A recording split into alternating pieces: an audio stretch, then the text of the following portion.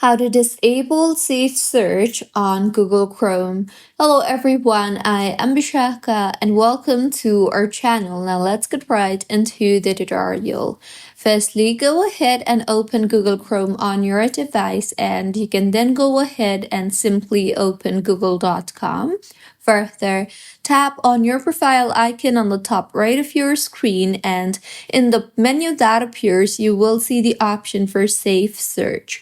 So tap on the Safe Search option you see there, and then go ahead and select the off option in order to disable Safe Search. So this was about how you can disable Safe Search on Google Chrome. If you find this tutorial helpful, please like the video and do comment if you have any queries.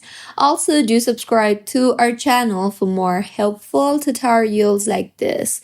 See you on the next one.